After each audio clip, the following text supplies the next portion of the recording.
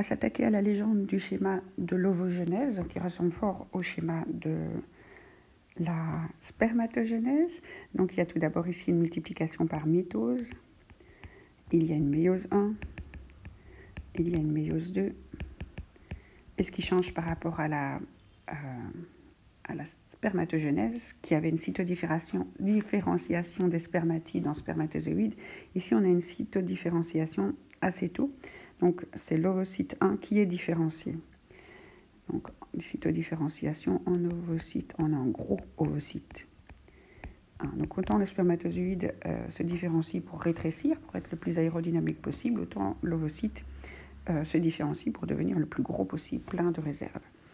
Alors au niveau du contenu en chromosomes et chromatides, donc les ovogonies, les cellules souches, le stock, cellules souches, le stock, qui chez l'homme est maintenu pendant toute la vie et chez la fille, enfin chez la femme, est fait avant la naissance, donc au stade fœtal. On est avec notre stock de 1 million de ovocytes, chacun dans un petit follicule primordial. Alors au niveau des flèches, donc ce qui est représenté, ce sont des mitoses. C'est une cellule qui donne 2 cellules. Alors vous allez me dire, il manque chaque fois les interphases entre mitoses. Oui, ils n'ont pas représenté la petite flèche et les 2 petites cellules identiques. Donc pour le contenu en chromosomes, ça va être un petit peu plus compliqué. Donc pour faire une mitose, on a 46 chromosomes au départ.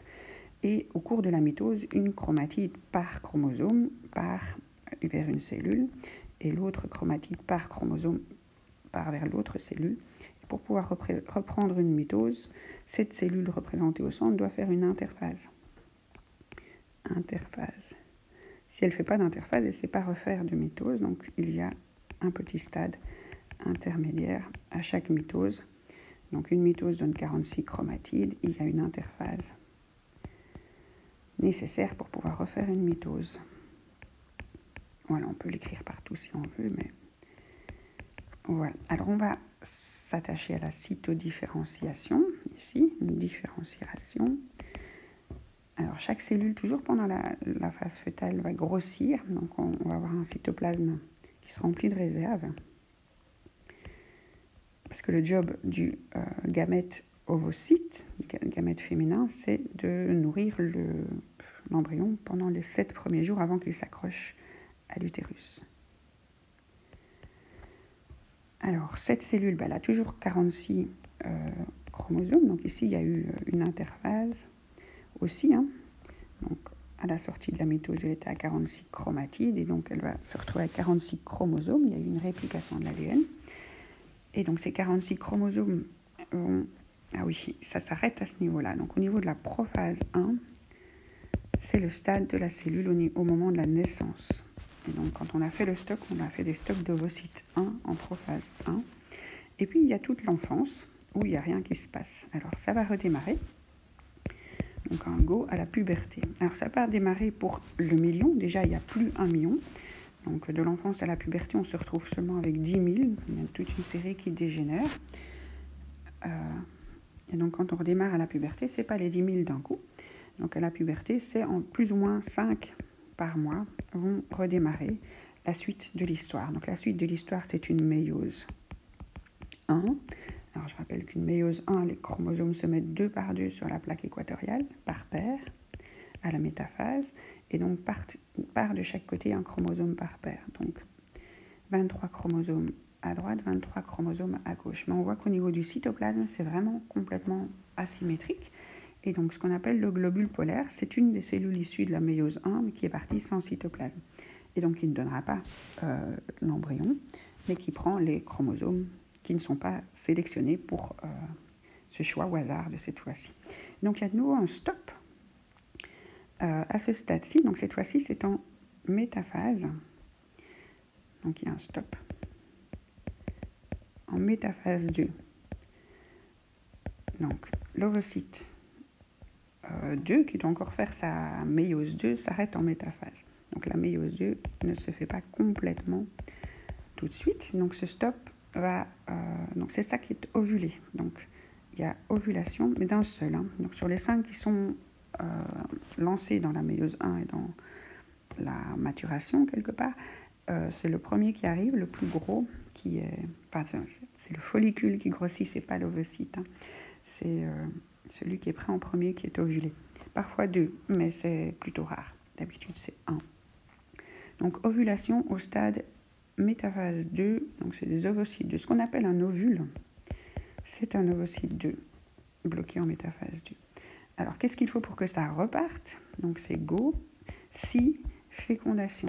Donc, s'il n'y a pas de spermatozoïde qui arrive, on ne finit pas la méiose 2. Si un spermatozoïde arrive, donc s'il y a eu ovulation et rapport pendant la période fécondante, le spermatozoïde arrive avec ses 23 chromatides. Et donc, si l'ovocyte 1 était bloqué en métaphase, ça donne à peu près ce petit schéma. Une métaphase, c'est les chromosomes sur la plaque équatoriale. Et donc, si le spermatozoïde arrive, la méiose 2 reprend. Et donc, on va enfin séparer les 23 chromatides à gauche, 23 chromatides à droite. Et de nouveau, c'est avec une répartition asymétrique du cytoplasme. Donc, le spermatozoïde, il arrive avec ses 23 chromatides. Et moi, je pensais, enfin, j'avais peut-être simplifié, que les 23 chromatides et les 23 chromatides fusionnés ensemble donnaient 46 chromatides qui subissaient une interphase, une réplication. Mais ça se passe un peu à l'envers. Donc, chaque noyau est dupliqué de son côté. Voilà. Et seulement après, il y a la fusion. Donc, ça, c'est le noyau de l'ovule, dans lequel il y a lieu une réplication. Ça, c'est le noyau du spermatozoïde. Et puis, il y a une fusion des noyaux.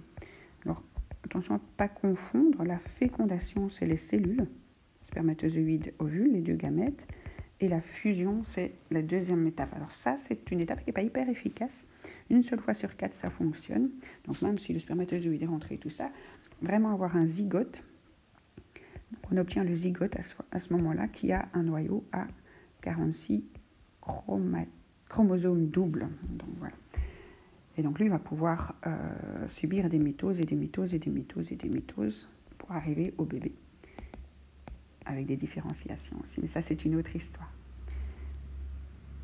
Voilà. Alors oui, les haploïdes, diploïdes. Donc toutes les cellules ovogonies sont des cellules somatiques, des cellules du corps, des cellules diploïdes. Et donc la formule chromosomique chez l'homme des cellules diploïdes, c'est 2N pour dire qu'il y a des informations en double, égale 46, c'est le nombre de chromosomes. La cellule finale, ici c'est un peu difficile à dire, donc la cellule germinale, c'est là aussi 2 en fait, cellule germinale, elle est haploïde. Et donc, si elle est haploïde, il n'y a plus que N informations. Ce n'est pas 2N, c'est plus en double. Il y a 23 chromosomes. Voilà pour l'ovule. Et donc, la cellule intermédiaire, l'ovocyte 1, il est aussi diploïde. Il n'a pas encore réparti les informations. Est-ce que c'est une cellule somatique ou une cellule germinale? C'est un petit peu entre les deux. On va encore dire somatique parce qu'elle peut encore jouer le rôle d'une cellule du corps, mais elle va faire des cellules germinales, donc ce n'est pas si facile. Et je crois qu'on a tout dit. Donc le premier globule polaire, il est haploïde. Il a reçu une des informations, celle qu'on n'a pas conservée. Et le deuxième globule polaire, il est aussi haploïde.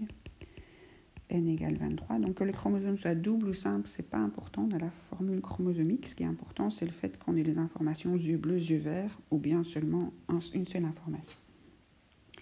Donc le zygote, lui, il est de nouveau diploïde, puisqu'il a reçu une information du père, une information de la mère. Et donc, il a bien les 46 chromosomes, qu'ils soient simples ou doubles, ça ne change rien. Et donc, toutes les cellules du bébé vont être identiques à la première cellule, qui, elle, est toute nouvelle combinaison.